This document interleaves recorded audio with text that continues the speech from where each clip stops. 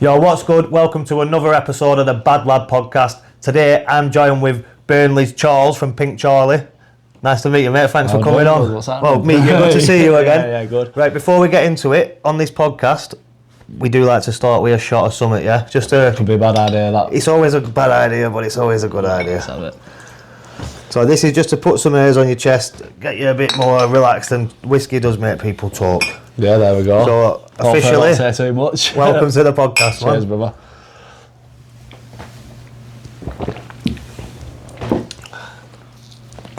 Scotch, that. Yeah, Scotch nice. whiskey. Right, Good so hairs on chest, fucking hell. yeah. Sometimes I like to get the reactions of people as well. Yeah, fair play. But right then, we'll start off. So I met you at the Northwest Boxing Promotions at a Hideout Arena, Shameless Devlin's event. Yeah. We'll start from there. Go on, tell us about that and how we've ended up onto the I podcast. was fucking steaming, weren't I? You were, right, mate, you had double denim on. Yeah. So I was walking through on my own with my tripod on my camera, Yeah. and you stopped like that and you pointed at me. There's all I I see should with have this even been mullet. there. I didn't even have a ticket to be there, but I was just there, you know. You had a mullet, double denim. I thought, right, I'm going to get rocked now. Fucking hell, what's going on? And then we got chatting in the smoking area. And that's where you told me you're a fighter, but before that, a musician. Yeah. So let's talk about the band Pink Charlie, yeah? Yeah. So go on, tell us a bit about your band, man. Give them a shout out where they can be found and everything. At Pink Charlie at the moment, it's just me and my guitar player, Laszlo. A bit of a mad experience, to be fair. I played guitar since being a kid, and I've always wrote my own songs, but I was always a bit too shy to like be the lad that was singing and stuff like that. Like, I always thought it'd be like a little bit gay or something like that. Yeah, no, I know what you're saying. You know what I mean? So I never had the confidence to do it, and I had a relative at the time who were like saying the song's a really good, he was a musician as well. Comes into the story quite a bit, you know. And he always pushed me to go and do my own music, and I was so shy, mate. Before I went to go and do it, 10 years it took me to go and play for the first time. I like wanted to wear a mask when I played and stuff, so just for anxiety. Yeah, it is literally like being fucking bollock naked, isn't it? It's just like you're vulnerable, innit? Yeah. I had to do it out of Burnley, mate. Yeah. I couldn't do it in Burnley. But yeah, so he gave me the opportunity to go and do it in Brighton. Down Brighton, Yeah. Which is like, they do push the music scene, all genres, all walks. It's and I was different to most of the guys down there as well. You know what I mean? So I went, comment. yeah. So I went down there and I was proper nervous before I went down. It was, my producer lives down there, Charlie. Good lad, Charlie. I'm still in contact with him now. And he got me this gig, and I realised people started like videoing me when we were playing, and then I realised I were good then, you know. So all them nerves sort of they just went. Yeah. So that year I played in Brighton, Manchester, and then I got offered to go and play in Croatia as well. Nice. I went there 3 times in that year. And this is in all of my first year. I play music, my own songs and stuff like that. That's like a fucking, you hit the ground running, didn't you? Chucked in at deep end kind of thing. Yeah, of course, yeah. And I was like sort of proud of myself for it, you know. I never. Well, you should be as well. Yeah, man. of course. I never like thought I'd have the bollocks to do anything. It was always a dream of mine to go and do it. And no matter what happens from it now, I've done it. Yeah, you know, yeah. I've got it's something that you can say you've done and achieved, man. Nah, I respect that. I do like it a lot. So, speaking of your music and that, then you said you did 3 gigs in Croatia. Yeah. So what gigs did you do in the UK? Like, talk us through your first gig and then. Yeah. So the first one in the UK was just some dingy pub in Brighton. Can you remember the name of the pub at all? No, I kind of fuck it. Yeah. No, there were 2 that I played in Brighton, and I can't remember the name of either of them. I've got footage of them both, like. But like I say, they've ever wrote my first ever time I was playing. And it went down well, like people coming over to your video when you're coming over saying like you were sick and stuff like that. I just enjoyed that. Yeah. I felt a little bit low on myself at the time as well, so to get that bit of a pick up, like I was going for a bad breakup and stuff. Yeah, no, it does wonders, doesn't it, for your confidence and shit. Yeah, of course. And to be fair, the breakup was the things that give me the songs and stuff like that anyway. The inspiration. Everything's for a reason, bro. Everything's for a reason, man. But yeah, so I went down there and smashed it, and then it were a relative of mine that offered me to go over to Croatia. And when I went over there, it was the first time I had like a 2-hour slot to play. That's a long time. My own music, you know, I had to like thin my songs down, think about what I was going to play. And I went there again, fucking smashed it. Funny story about that actually. There was a guy playing harmonica and guitar on the street, and I was pissed giving leaflets out. And I said to him, "Oh mate, I'm playing tonight. Fucking come and watch." Like, and he's like, "Oh, do you mind if I play?" I'm like, "Well, yeah, but you just have to jump on and do what I do." He goes, "No problem." This guy fucking turns up to my gig that night wearing a tuxedo, fucking harmonica packet, and he like says, let me know when you can come on. And I'm like, yeah, no worries. We got there, he got on stage, played the harmonica to my tune straight away, and it went. Popped, yeah, popped. So it's just some random guy busking on the street? Yeah, he turned up to my second gig, so the second gig he got me, and that was at the International Blues Festival in Croatia again. So that's quite a big festival over there, is it? Yeah. It was big. It was big when I was playing there, like, there were a few hundred people there when I was on the stage. Like, but yeah, it was great. So he came and we hit it off. Roberto is a great guy, I'm still in contact with him now. I'm thinking about going again at later end of the year, and maybe going to do something with him again. So yeah, crazy. That does sound like a madman though. yeah. Fucking hell, just busking off the street and then turns up in a tuxedo. Smashed it, bro. And after that, my own, it was a relative of mine. I don't want to name drop or anything like that, but a relative of mine got me in contact with a record deal over there. He's a musician as well, so when it came to the record deal, he was going to be involved in that. He wrote songs as well, and I wrote songs. So it was going to be like a 50-50 thing of two guys, two front men, you know. Tough thing to do. As soon as that came about, I would never really thought of that anyway. Yeah. The idea just worked right in my head. I sort of felt like I was selling my soul a little bit, you know what I mean? We gotta get you on. So I've gone there for the third time, and I did make some mistakes, to be fair. So what he says about me, where I went wrong and stuff, I got too pissed at the airport. I missed my flight over there, and I missed the meeting with the record label in the morning. But the other band members were there, luckily enough. But like, I was buzzing, and you're going over to a different country, you're excited, you know. Man, and how old were you as well? Cause that was like fucking 2 years ago, bro. Like 30-year-old, mate. Yeah. Nah, mate, but it does happen, man, and some drink does get in the way of some good opportunities for a lot of people. Yeah, of course, definitely. But it was fine, they were there, but I managed to get a flight over the next day, so I missed the meeting, fair enough, but the other guys were there, which was pretty important for me to be there, as being one of the songwriters. But as soon as I went over there, the guy who I'm talking about, the relative and stuff like that, he just started trying to control me. I was going out, me and the guitar player, we had a good relationship, and they were just trying to control me. You can't drink, you can't do this, you can't do that. I'm like, mate, I'm in Croatia, I'm about to sign this fucking record deal. I want to go and like have memories and experience it, you know what I mean? And he's not sort of one of them guys that drinks anyway, so there were a bit of a fucking conflict of interest there anyway, you know. So we were doing this music video for his song, and when I've got there, I'm saying to cameramen like, oh, he wants a beer and stuff like that, because I'm one of them sort of guys. And he's fucking flipped his lid at me saying, oh, you're getting the fucking cameramen pissed and stuff like that. It's like, we're a fucking rock band, innit? No, I'm saying I can't say that because like well, when you met me, I had a pint in my hand, innit? My tripod in one hand, a pint in other. Every video I'm on, I've pretty much got a pint in my hand, man. There we go. But again, like drink does fucking sometimes slow me down sometimes for opportunities. You know, pissed up, you fucking show yourself up in front of someone important, and then that's it. Then they were going to offer you something, now they're not.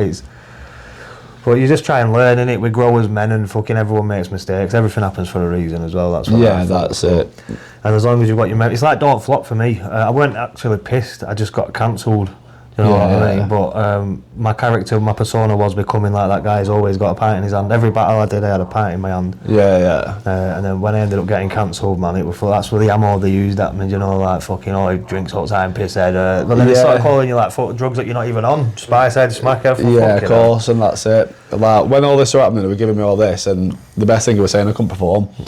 And I fucking was dancing around with that guitar, bro. I was smashing it, like I was performing, you know, like I was like. Well, that's the other thing. It gives you the Dutch courage. Of course it does. So it's a devil, man. Because you need it, but it's not good for you. Yeah, that's it. But I went and I absolutely smashed it. So there was actually no reason for him to actually whinge at me. Fair enough, I shouldn't be whinging at me for leaving beers on set and stuff like that. But mate, we're fucking playing guitar. How can you whinge at me for fucking leaving a beer on set? You know. So that's all crumbled and dissolved now, were you? Yeah, so after I said to him after that, I said, I can't be like working with someone like that. I said, it's just not going to work, you know what I mean? And I'm going to have to walk away from the project. But I came back and like I carried on writing songs, you know, that's what I did. I didn't go out and play anymore, but I just took that time to go and write more songs. I was bored of them songs anyway. So I just wanted to go and write some more, and I got in contact with the record label again. because he was still in contact with the record deal. Do you know what I mean? So, but I still have their contact number, and I've just wrote a new song called Breakfast in Zagreb, which is the capital of Croatia. Like breakfast, that's when me and the guitarist were going out getting smashed. That's what we called it, breakfast, you know. Yeah. So that's what we're about. And I messaged the record label, and I said like, I've got a song here, I think you're gonna love it. He goes, all right, well you're not working with so and so anymore. This was 6 months after I said I've left. I'm like, no, I've came away, I'm working by myself now. And they were like, oh well, we didn't know this. And I'm like, oh fuck, like that don't look good, because he's not being honest in the situation, you know. And that guy don't really speak to me anymore. But the reason he don't really speak to me is because of his own honesty. Why he won't speak to me, because he says I fucked this situation up, when in hindsight I didn't. They replied saying that they didn't want to work with us anymore. Then my reply was, yeah, but you are going to love this song when I send it, yeah. Let me know what you think. And they went, okay, no worries. Do you know what I mean? I'm not taking no for an answer, and I never will, you know. But I did nothing wrong there, and other than. So what come of it with the song? Did they end up taking it on? Did they? No, nothing mate. So after all this is when I decided to go into boxing. You know what I mean? Right, yeah. So I was under a lot of stress. I was drinking too much. I was going and playing gigs and getting absolutely fucking steaming. Like there was a time I came back and I flopped out of a taxi. I was wearing a suit and I'm just fucking led in a fucking pool of like sick. You know what I mean? And my mates came outside and found me there, and I'm playing guitar and just getting fucking wasted. So I thought I needed to change my life and find something a little bit more positive. Yeah. Where I'm not going to be doing that. So obviously boxing is the ideal thing for that, really, because it's you're training, you're disciplined. It's hard. You're tired after it. You just want to chill out after a boxing session. So it does help, doesn't it, a lot. So I do recommend it to anybody who's like struggling with addiction or getting into it. Just try and get to the gym, man. It's so good for your mental and physical well-being. I'm saying that I know that I need to go myself. You know what I mean? Yeah, of course. It's good advice to give. Doing, aren't you? You've got a fight. Yeah, I've got a fight coming up. Well, autumn time. It's just dates are to be decided yet, but I'm going to start training soon. I'm going to start training this week for that, but the guy I was training with, he had other things on last minute, and then this weekend obviously I'm busy with everything coming up. So Monday we're going to start, which is we're now May, so it's a good few months in it, you know. Yeah. And I should get, because I did used to be in gym all the time when I were like all my adult life really, until I'd say 3 years ago. You just get used to it, just not doing it, then don't you? Have to, that's it. You know, so I do need to go back to gym, but soon. But right, go on, we'll talk about the boxing that you've done. So how many fights have you had? I've had 2 fights. 2 unlicensed? Yeah. 2 unlicensed fights. And what's your record? 2 wins. 2 wins? Yeah. Who have you fought against? So Scott Amer and Andy Nunn. Scott Amer? Yeah. And who's you? Andy Nunn. Andy Nunn? Yeah, 2 journeymen, to be fair. It's my first 2 fights. And I was supposed to be fighting Ryan Beam at Seamus's event, but he pulled out to fight, unfortunately. And to be honest, I'm sort of glad about that, because I was drinking and I was really fit. So, but that's the thing, if you're going to do this, you can't be going in there and like going there half-hearted. No, you've got to give it your all. And taking piss. No. End of the day, it's 2 lads fighting, and one of them has to win. So if you're not in that mindset, man, then it's stupid, really. Yeah, and I got into that because, like, again, drinking and stuff like that. And this is what most of the guys who I've noticed with unlicensed scene, they're either drinking too much, or they've got a drug problem, or they've just split up with their missus, or there's something there why guys want to come and do this. Liam McDonough, who had walked out on Seamus's event. He put it beautifully to me. He said he loves the unlicensed scene because everybody in it's broken, but in a good kind of way. You know I totally agree with that. He's a good lad, is Liam. It was really well said, and it makes a lot of sense as well, because obviously you're putting yourself through the pain of not just the fight itself, but the training, the dedication to it. You're battling yourself in it, you're challenging yourself. It really made sense to me when he said it. It was a good quote, man. Yeah, no, it's 100% true. And to be honest, they're kind of broken, innit? They're all good lads as well, you know. I've got on with everyone I've met there. The same, man. I've not got a bad word to say about any single one of them. Obviously, I've caught on camera like when people have been too pissed and made a bit of a dick of themselves. Of course, and that, things like that. Even them boys have had a laugh about it, and like joined in with the fun instead of pulling the face and shit. So it's just a brilliant scene. Since I've been involved in it, like obviously from a media point of view. And I do talk to a lot of people because of that as well, innit? And everyone's just sound, man. There's no like little circles, like most groups have got little circles of people. There might be as I get deeper in. They can happen. But that can happen in everything, can't it? You know. I haven't noticed any yet. But with me personally, like, that's the way it is. It's fucking sweet. But yeah, we're going to take another fight in June. I won a fight for Cush Boxing. They were a little organisation, UKBC as well. I fought for them before, and they're a really good organisation, so I've been in contact with her and getting another fight. But to be honest now, I just want to focus on the music. That's all I really want to do. That's where I got in contact with you. I seen your rap video. Yeah. Well, and I said, I'm not really a rap fan, mate. No, I'll tell you exactly what you said. Yeah. White boys shouldn't be rapping, especially northern white boys from the north of England. But mate, I let you off or something along those lines. That is what I said, yeah. But it's true, I do agree with that as well. Do you know what I mean? No. I am one of them guys, I will say it on my chest, mate. And I think that is right, and I think that's quite my class. And I thought, I can do something with this guy, mate, you know. Yeah. And, I've sent you a little few things. Yeah. Well, there is going to be a jam session after this. We don't know how it's going to go yet. The first time working together. We're going to record it. If it's good, it'll get posted. If there's good bits, they'll get posted. But I'm looking forward to doing it, bro. For me, it's something that I like to do, and I don't get to do often at all. Last time I rapped over someone playing guitar was in 2019, the first time that I ever rapped in front of people, man. Yeah, of course. It's just not happened since. I'll get you over a Croatia, mate.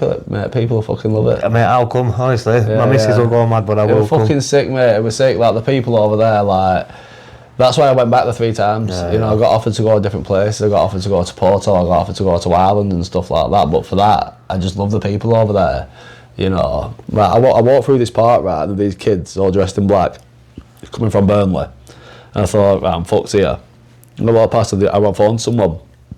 And then these kids just went, hey, you English? And I'm like, fuck, here we go. You know what I mean? I'm like, yeah. Started asking me about football. Oh, what football team do you support? And stuff like that. One of them ran to his house, grabbed me a beer and stuff like that, you know, and they just looked after me. No, it's good when that happens. Oh, mate, if that happened in England, I said to the kids, I says, if this were in England, this would be a different story. Yeah, you probably would have got stabbed nothing left in my pockets and could be dead. Yeah, exactly. Yeah, it's good. England. We'll talk about that for a bit if you want, the state of the country. Like, you're about my age, yeah? I'll tell you what's fucking crazy. Our fucking citizens arrested a fucking immigrant. Do you know what I mean? 100%. He had 2 fucking knives on him, bro. I didn't know that. Well, absolutely crazy. Yeah, we actually spoke about this. Do you know what? Tell me about this, bro. Yeah, so this were in fucking Rosegrove, this. I've got the pictures as well. I've got the pictures. So this is the B.A.D L.A.D fucking podcast. We fucking put the picture out there because this guy got 12 weeks in jail. Yeah. This guy got 12 weeks in jail. Yeah, 2 knives, bro. That's why they're carrying. That's why people carry knives, because they get fuck all off the system for it. So I don't get that though, because I remember hearing a few years ago that you're going to get like 4 years for just having one standard. No, 5 years went out. Yeah, 5 years. Do you know what I mean? Yeah. So this fucker's walking around with 2. He's 100% an immigrant, and people are going to say, "Oh, how do you know he's an immigrant?" Because I heard him speak. I spoke to Oliver Ryan, the MP. Oliver Ryan, the MP of Burnley. You know, I spoke to him about it, and he confirmed that he is a illegal immigrant at Senko or something like that. Fuck knows. But the reason why it happened is because I was driving past with my dad, and I seen him having a piss in the park. Well, kids are playing, you know what I mean, dick out, like facing the park. Yeah. You know what I mean? It was just inappropriate. I've had a piss in public before, mate. I'm not saying. You go in back alleys, you get as discreet as you can possibly do. You piss in the park, bro. So rather piss in your pants than piss where kids are playing. Yeah, 100%. So as I'm fucking driving back, I've said to my dad, I've said like, pull over, and my dad's like, no, it's, you know, my dad's a bit older now. Says, just get home, you fucking dickhead.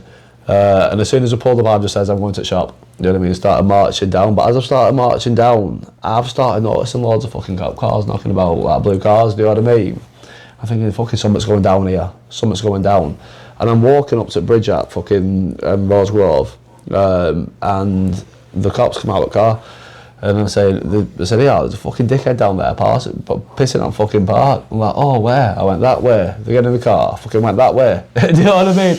Couldn't believe it. And then I just popped my fucking head over at fucking Bridge there, and I just see this like pineapple head. You're going to see the picture here, as like a pineapple head. And I see him just fucking marching up, and as I'm walking over, he's got like a can of fucking pop in this hand and like fucking chocolate bar in this hand. I think it's a Fanta in a fucking twirl. You know, not a bad fucking shout, to be fair. And I'm walking up, and as he's walking past, I just fucking grab him. Yeah. You know. then fucking undercovers start coming out of nowhere and stuff like that, do you know what I mean? So then I take a picture of him, the cops try slapping fucking phone out of me and don't take a picture and stuff like that. It's a good job I did, because that wouldn't have gone anywhere, and it went big in Burnley, did that. A lot of people shared it. But I got sent pictures after it. When I put his face online, I got sent pictures of him later with 2 knives behind his back. Fucking hell. Do you know what I mean? Mental, crazy times. Fucking hell, it's crazy. So that's the state of the fucking country. Well, after the pod, obviously, send me all the info on that, and I'll edit as much as I can in. Yeah. We'll get the clips that we put on the reels and that. Obviously, we'll get it all set for that as well. But that's mental, man. But fair play to you for stopping a man with knives on him. That's some achievement, bro. Yeah, no, I didn't know that though. That's a crazy thing. I didn't know that. But let's just get back to the fight game for a minute. Yeah. Just for 1 minute, because I do want to ask you a few, like, who's your personal favourite on the unlicensed scene? You know, your favourite venue, your favourite card, your favourite show, all that shit. So we'll start off with, like, who do you prefer out of all the fighting lads? Who's like your favourite on the scene, if you know what I mean? I'm gonna have to back Seamus, aren't I? Seamus Devlin, yeah. There you go, Seamus. Shout out on the B.A.D L.A.D podcast. He has agreed to come on. Yeah. He's obviously a very busy man, you know what I mean? He's done a lot. We'll talk about that as well. But the show that he put on, fucking hell, some show, he did do a good job with that, man. And he gave me some massive opportunities that he didn't have to do either as well. So I've got a lot of love and respect for him for that, man. Yeah. Walked him out in the ring for a title fight, bro. That's some cool shit, that is some cool shit. Yeah, no, Seamus is like, he was obviously my coach when I got involved, and he started showing me things that, like, I've not really seen before. Yeah. You know what I mean? I boxed a little bit as a kid, but Seamus started showing me some things that I really liked, and started describing. I always struggled with my left hook. You know what I mean? My second fight, I got a knockout with my left hook. You know what I mean? So, he did really point me down right path with it. You know, and same with Jack as well. Jack Dugdale. He's Jack Dugdale as well. Yeah. He's another lad that's helped me. You know, good lads. Hate me drinking and stuff like that. Yeah. You know, that's what you need your mates to be like. No, they do. To be fair, it's on the B.A.D L.A.D podcast. It is like a customary thing to do. We have a few beers. It is because, like, this is the second time we met. First time we met, you were pissed anyway. Oh mate, I was steaming all weekend. It's nerve wracking if you don't have a beer on podcast. You feel chilling. You feel a bit more relaxed. You know what I mean? But it's the B.A.D L.A.D podcast. We're bad lads for a reason, innit? That's it, brother. Wait, so Seamus is your favourite boxer on the unlicensed scene? Yeah, I've only been on it since I only started boxing again like last year, you know, so I've not been on it for long. There is some guys who I love, do you know what I mean? I love Jordan Wheater. Yeah, Jordan Wheater's he's a legend, you know. A legend. I'm going to get him on here, but he's busy as well, and I've only just recently discovered how much he actually does for the unlicensed scene. That's why I love Jordan Wheater. Crazy, man. I didn't know. I just thought he were a lad who just loved to have a scrap, because I seen him at a few events, you know, and I thought, fair play to him. No, he's a good lad, like, he is, and Marky Rowe as well. Marky Rowe. Getting his spectacular stoppage against Aiden Sharif, who again is just a gentleman. Yeah. You know, fair play to Aiden for taking that fight, you know. But yeah, it's a really good scene when you can, like, you're helping people and stuff like that, you know. So yeah, fair play. That's it, man. Right, so next question about the unlicensed scene then. What's your favourite promotion? I don't really know any of the promotions, mate. I don't really know. Again, I'm gonna have to back Seamus. Yeah, Northwest. Shout out Seamus, 2 for 2, man. Best in the game. Best in the game, man. Right. So we've done fighters. You've not done many venues, then, have you either? No, but I'll tell you what. Another promotion that I would like to shout out is 100% Cush Boxing. Cush Boxing. Yeah, they are fantastic. Like, they really looked after me last time I fought. And Seamus have been looked after me. Seamus to give me free sessions, coaching me, and stuff like that for being an away fighter, going and fighting in Sunderland. They knew my second fight. And you got a stoppage as well, yeah. I got a stoppage as well, you know. I was fucking nervous, mate. It's like second time out there. I'm still nervous now. I get them nerves all the time. Mate, nerves and nerves. If you don't get nerves, you're not doing it right, bro. Yeah, I'm a better person when I have them nerves. Yeah. Right, so then, the unlicensed scene, let's talk about that for a bit. Being an away fighter, it's difficult, innit? There's a lot of fucking things that happen, man. Yeah. Like, if it's going to points, unless you've absolutely fucking picked him apart, you're not going to get it, are you? You know, shit like that. Yeah. So, talk to us a bit about how that feels being the away fighter on an unlicensed scene, man. I think that I prefer it to be in an home fight, to be honest, mate. Really? Yeah. Yeah, yeah. I wasn't expecting you to say that. Yeah, no, there's no pressure. You go in like, yeah, you know, there's no ticket sales issues and stuff like that, you know. Like the first time I fought, I got fucking loads of ticket sales to get a win, and then I get no ticket sales. Do you know what I mean? Yeah, I wonder why that were, but yeah, I prefer fighting away. It just felt mad, like just getting in a car, travelling country, going to scrap someone, you know, and it was again for UB. I suppose you got the win on both your fights anyway, didn't you? Yeah, yeah. The first fight was a bit disappointing, to be fair. But like, I've seen a few fights from a few lads who have been away. I can't remember which one it was now, but so I'm not going to try and say his name. But he sent me a video saying, "Score this for me. It's 4-round fight." And I thought, you know what, I'm going to watch it all, and I'm going to, because he's asked me to, and I'll give him my honest fucking thingy and that. And I genuinely thought he took it like pretty comfortably, but there were a couple of close rounds in there, you know what I mean? It was like, but he got beat on points, and it was like, and he said to me, in this game, sometimes you go into these away shows and you have to know that if you're not stopping the opponent, man, then you're not winning, you know. Like, yeah, that's it, exactly. Which is mad, and I can't compare it to, I've never done it obviously, but with a battle rap shit, you know, yeah. If you're not like, have you done that before? Up, mate, yeah, on Don't Flop, I fucking smashed it, yeah. I was like, a poster boy or some shit. I'm on that poster there, it's got Lunacy's Return, Luna's the first name on it. I'm a fan of him, you know. You've done a song with him, I noticed that. That's because of that. Because is I met him it? through that, and he, if you watch the battle, his videos are funny as fuck. Andy, he's oh man. Yeah, opening Pokemon cards and just saying. I've not watched that one. I've seen a couple, but have you seen that one he's done about the Black Mirror man?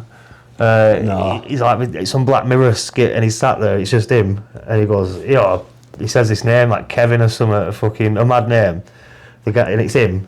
He ignores him. He says it again. Then he's like, "What the fuck? I'm not real. You've made this up for some mad shit." Yeah, and proper fucking clever shit like he does, and then list what things that are gayer than being gay. It's like brilliant. But the things he says, like, they're actually true. Yeah, he's funny, bro. I mate, he's a boy. He's a boy. I do some of them, and when he says it, I'm like, fuck's sake. Well, no, I was a big fan of him. That were the reason that I knew about Don't Flop in the first place, because when I was younger, I'll tell you a bit about my story. He took control of it, didn't he, though? Mate, he was the boss, man. He was the boss. But when we started watching battle rap, we were like 16, 17 maybe. I thought I was still in school, but it turns out I must have just left school. And Lunacy were killing it, and Shotty Horror, and then we just went on to different, went on to other things. I never tried to do music. I fucking went and did my own thing. Yeah. And I started doing music when I quit cocaine in fucking 2019.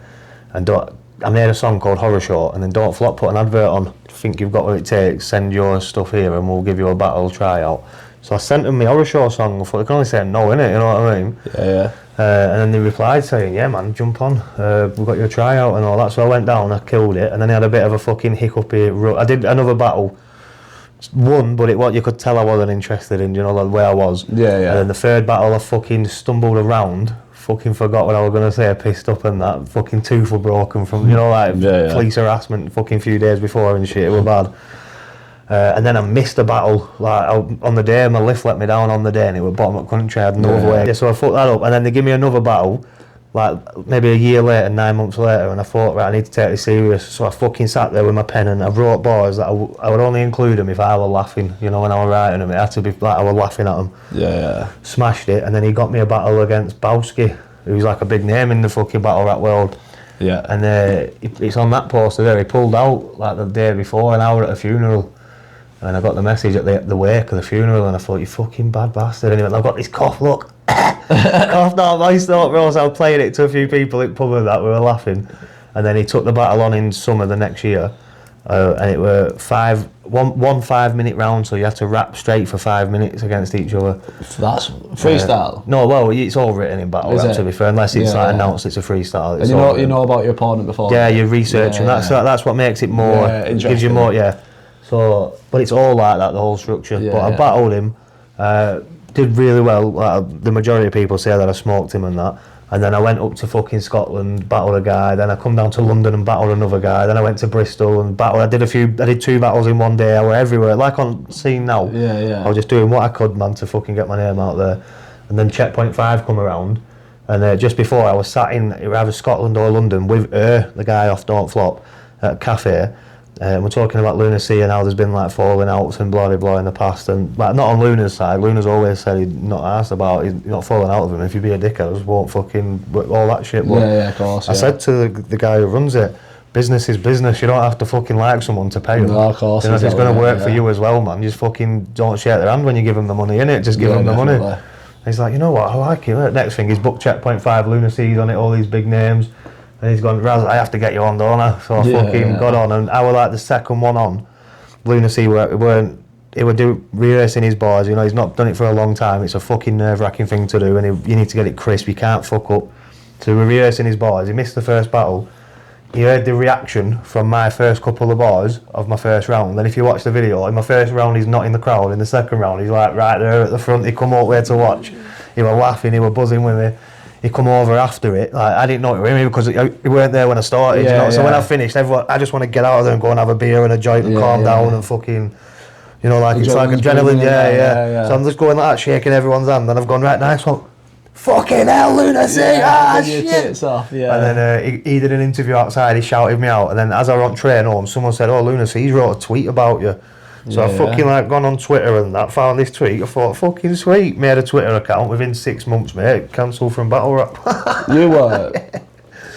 Yeah, man. I said, I wrote on Twitter that LGBTQ is a paedophile agenda. Oh, of course it is, 100%. That's what I wrote, and the battle rap scene fucking dogpiled me, mate. I got tweets wrote about me like pretty much daily for a full 12 months, man. They rung social services on me. There were people making sexual references towards my fucking kids and shit. So when I've seen that, I've got mad at it, and it's like, alright, fair enough, call me a homophobic or whatever you fucking... don't talk about my fucking kids, man. So that sent like a trigger in my head, I started gunning for them then. So then the more I called them out, the more cancelled I got, you know what I mean? But then I got booked in Amsterdam to go and do a fucking headline thing, innit? So I went and did that, smashed that as well. And then I come back over and I made a song called How to Rob. And I robbed all the fucking battle rappers that I could think of in the UK, bro. You know the 50 Cent song, How to Rob? I robbed Pun without a gun. How's he gonna get all that? I used the floor. You know, it was fucking... I even wrote on the description, I've robbed the instrumental, because 50 Cent says like, it's how to rob, so I've robbed everything, you know what I mean? And I robbed all battle rappers in it, man. It was funny. It's not like, don't get me wrong, it's not a fucking... a chart-topping hit, but if you're into battle rap and you're into rapping and that, it's a funny fucking tune, well thought out, you know. I tell you what, that clip that you made though, that one that got, how many did it get, your little rapping video? I've got one that got 500,000 views, but I don't think that's the one you mean. That's where me and Jack were in that room. Did you talk about the lager cam? Oh no, that's in there as well, but that got about 20,000 views, 200 likes or something. Yeah, we'll talk about songwriting now, we'll talk about writing. Because my sort of writing is completely different to yours. I think yours is harder. I think it's rap writing so much harder because I've noticed how you'll say like fucking 10 words in a second sometimes. They're all the same fucking syllables. That's what I try and do. You know, like it's like I double up on my multis. You know. Yeah, but I find that hard to do. You sent me a beat and I was like, I'm not gonna lie, mate. I like it. I'd use it in the hook, but I couldn't. I don't sound good on that. I sound like I'm dumb. You know what I mean? Work for you. I'm just telling you now that work for you. If we're sat and works on it, I'm telling you now that work for you. I'm up to try all that, mate. I do really want to see what I can do in this music scene. Like obviously, 6 years ago, I didn't know about it. I didn't know what I was doing. I still don't. I've just started going to a studio this last like couple of months. I've made everything in my home studio. I didn't know about layering your fucking vocals. I just record it once, one take. Amplify, compress. And done. That's it. That's my fucking on Audacity. You need a good fucking. So I'm learning this now. To bring a good tune out, it's going to cost you money. I just like what I'm doing, innit? Nice one, bro. I just like what I'm doing, so I just do it. And that's the thing when it goes back to my record deal. There, like I was selling my best songs. At first, they offered us 5k. I think someone might have been playing the dark arts behind the trade. Do you know what I mean? The main person who were in contact with the record deal. Do you know what I mean? And I said, I'm not selling my songs for that. I said 10k. You know, he goes, oh, we can get that. I'm like thinking, well, how? All of a sudden, like I say, it's a weird dark place. So I was going to sign for Men Art, and they're a band off Sony then. You know, Sony are massive. So it's Sony the thing that Michael Jackson had the beef with, isn't it? But that's if you look into that. I'm mad in my conspiracy theories, me. The Michael Jackson thing. Do you know how he got called a wrong 'un? Like maybe he was. I think his name did get mentioned in the files, But he got called a wrong and by wrong-uns because he were fucking... He tried to buy his rights back. I don't know, mate. Or something, you know? I just think, like, I'd like to believe he's not because he's the king of pop, innit? But, like... there's too many fucking fingers in there. It's fucking... How can you share a room with a fucking kid? It's just weird, innit? You know what I mean? It's just weird. Yeah. It's just mad. But we are going a bit dark on this, aren't we? So we'll try and get back to the lighter side of things, man. Yeah. Bro, so I'm going to ask you, what was your favourite moment in Croatia? My favourite in Croatia were probably when I played my first gig, and it was like pretty dead at first because the guy says, oh, it's the first night at World Cup and stuff like that, and it ended up pretty booming, you know. And then I just ended up getting smashed with everyone who turned up at the gig. We just all went out into the nightclubs and stuff like that, and we just got absolutely blasted through all that time. That was actually sick, you know what I mean? Because I had a bit of an ego. I've just played my first gig in Croatia and stuff like that. And to go and do that, I did feel like a rock star. So. And a lot of this is ego, innit? That's what I've learnt anyway, especially in the music side of things. Yeah. You meet a lot of these rappers and they do think that they are the dog's bollocks, bro. Do you know, like, the way they move, the mannerisms, the way they look down on people. It's like, chill the fuck out, man. You can just make words rhyme. What's up with you? Yeah. But see, I'm mad into me magic mushrooms and that. And I've had an ego death, man, like, truthfully, you know, I'll put on a tracksuit for a walkout video, but that's to make the boxer look gangster. As you know, if I come out looking like just in my chills and that, it's not, of course. But I have got a massive ego death, man. So that's why there is none. You know what I mean? I'm not in competition with anybody, bro. I just do what I'm doing. If you like it, you like it. If you don't, you don't. And love and hate, to me, two sides of the same fucking coin. 100%. You know, 100%. But I did notice a lot of it in the battle rap scene. In the fight scene, like I said, I am still fucking wet behind the ears in there, but I've not noticed it at all. And the thing is, these men should have the egos in it because they're fucking dangerous men. You know what I mean? They can control rooms if they wanted to, but there's not that much. I don't see that much bravado between the fighters and that. Obviously, in the weigh-ins and the face-offs, you get it. But I'm talking the interviews when you see them as people outside of the ring. It's they're like the most placid. 9 times out of 10, they are the most placid people, man. The fighters are a lot more. Less egotistical than the rappers, I'd say. Well, that's it. Like, you know, than the musicians, shall we say. So the musicians, I fucking don't like musicians, me, bro. I just don't like them. I've got my guitarist, Laszlo, who loves a bit because he's on my wavelength, you know what I mean?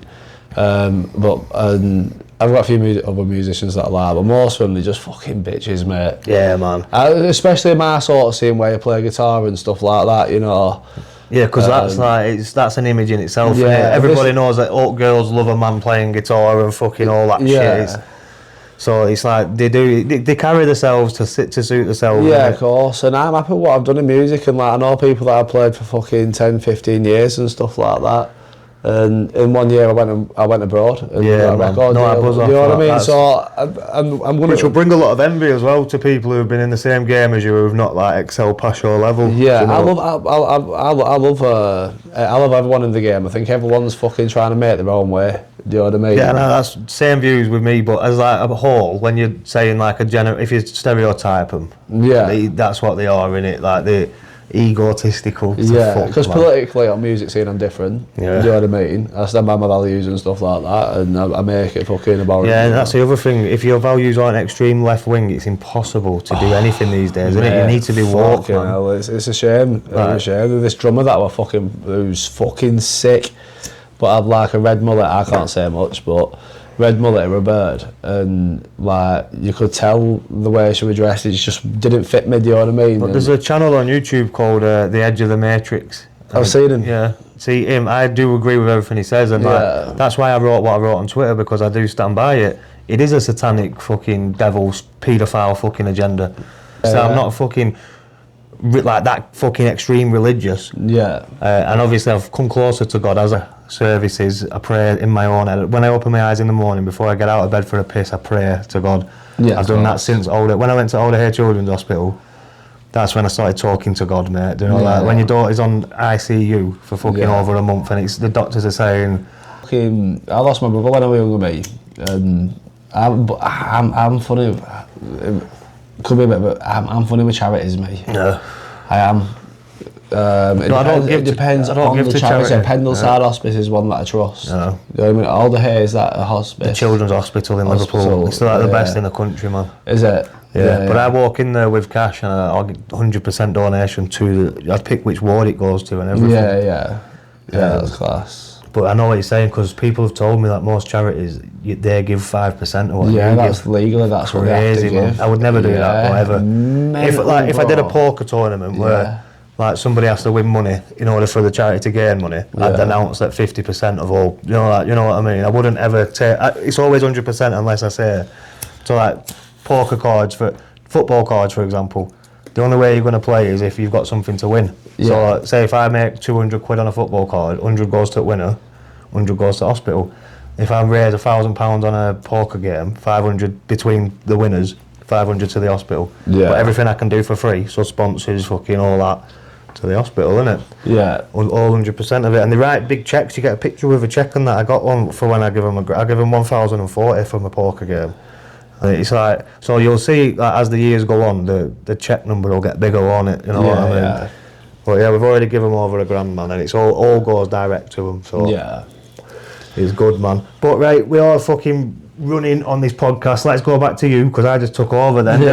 But good conversation, man. Of course. So, right, what should we jump back into now? Do you want to talk about, like, when you were younger, you took time away from music? So, like, I played guitar as a kid, like, being, like, 5-year-old, I started learning how to play guitar. Then you go to high school, Guzzies. Yeah, we went same school, didn't we, apparently? You're maybe a year younger than me, innit? Yeah, and start hanging around with chavs and guitar weren't cool anymore. That's the same with me why I didn't rap, because it fucking, you get picked on by old boys, innit? Yeah, you couldn't do it, you get terrorised, man. Yeah. So I just went on to that, and I just started fucking being a dick that I didn't really want to fucking be. And then when I got to about 18, I went back to fucking music college and started taking it serious. So when I wrote my first song, you know what I mean? Right, so have you got music out now that we could go and find? I've got clips that I can find. But no full songs, no Spotify, no. I've got something that I can show you. Like, it's not going to go out there yet, but I've got something that I can show you. Right. So what about your old band or like that? Is there anywhere where your music is? Say if anybody watches Yeah, so my plan is now, I'm not going to do no live gigs, I'm going to focus on the recordings. Yeah. So I've got me and my guitarist now, we've got some stuff that we've got like pretty tight. We're going to get to the studio, get them done, and we're going to try to go down like social routes for it, you know, because like I've loved it with the live gigs and that, but what can you do when you just got like rough recordings of someone in the crowd? And you're right, man. And social media at the minute is like the best tool you can use to advertise what you're doing as well. And it'll push like to the people who want to see it and shit, you know. So I'd say do it, bro. I'd say do it. Is there anything else you want to chat about before we wrap this podcast up? No, that's good, brother. Right. On the way out, we also have a shot. After this, we're doing a jamming session. So 100%. Maybe get some clips on there if it's good enough. We will. If it's good enough, as a special one-off, I'll use a clip from the jamming sesh as the outro to the podcast. So you'll know if the jamming session were no good, because the usual outro will come on. But Charles, mate, you've been a pleasure to have on. Thanks for coming on, man. This has been the B.A.D L.A.D podcast. Thank you.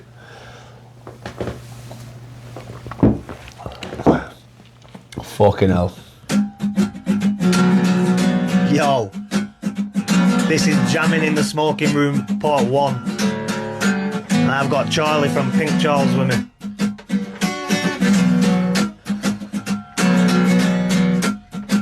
Yo, check it. Yo. It's like I'm waiting for the starter pistol. These days are saying it's a night I spit still. I ain't got the heart to sit still. I fought in shit skill, the biggest underground discovery with biceps Ritzel. I bark at pitbull, spark a spliffle, carve initials into bark and missiles on my mark to whistle. Your bars are brittle, I'm living it large, your little espionage is riddled like the cars I fiddled in the park at Lidl. After dark you better play your part, you pickle, don't be fickle.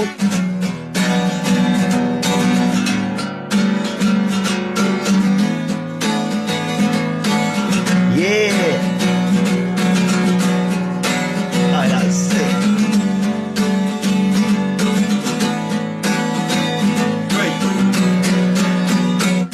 When my thoughts are suicidal, man, my more be pure survival. I've got 3 baby daughters and I know that I'm their idol. I'm the daddy and the role is vital. See, when I think of where my father went, I sink another log, and then I start to vent the brink of starting arguments with harder many cardigans retarded when I'm busting out the bars like I'm at large with them, so pardon rent. Wrote the bars in marker pen to make them even harder when I target them. Flows as sweet as marzipan, start to jam, form a one, my marching band, tapping on the log, I can revenge, can't even calm a man.